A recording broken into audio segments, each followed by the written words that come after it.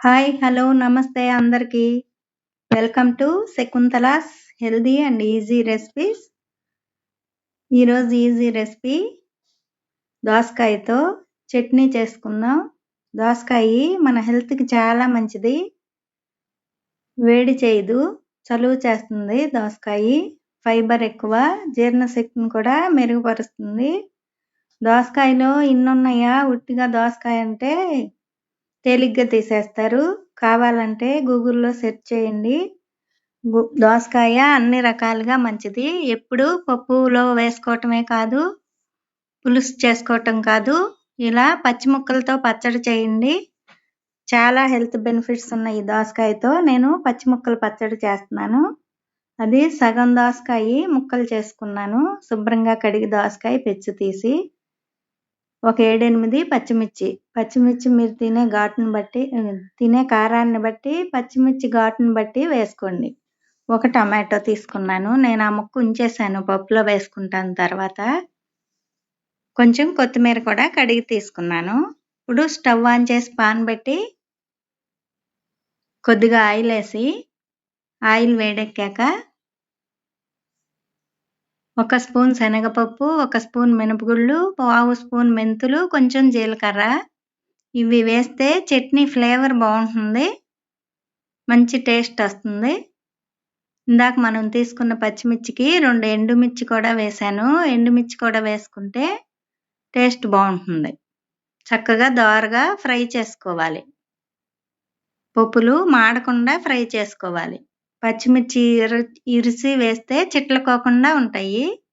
ఇప్పుడు వేపినవన్నీ గిన్నెలోకి తీసేసుకుని, మళ్ళీ అదే పాన్లో నేను ఇంకా ఆయిల్ ఏం వేయలేదు.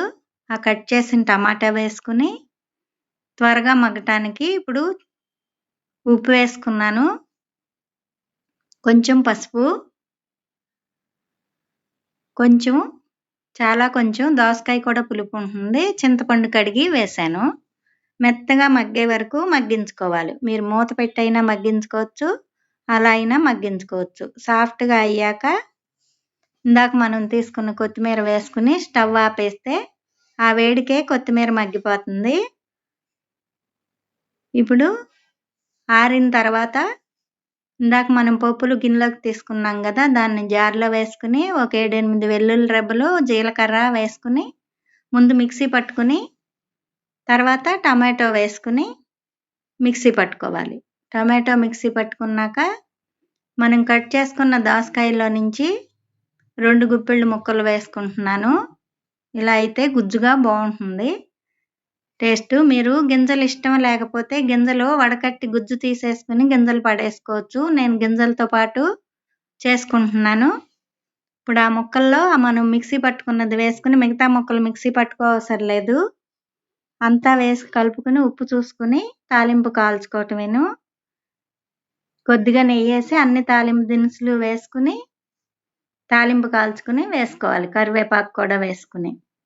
ఇది టేస్ట్ చాలా బాగుంటుంది, జీర్ణశక్తికి మేలు.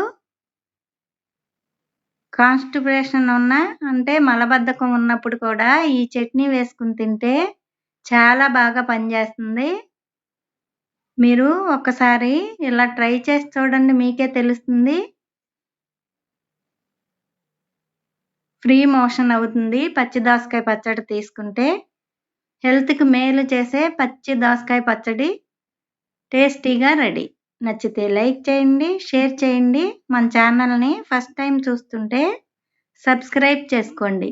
మరొక మంచి వీడియోతో మళ్ళీ కలుస్తాను. అంతవరకు బాయ్. Thanks for watching.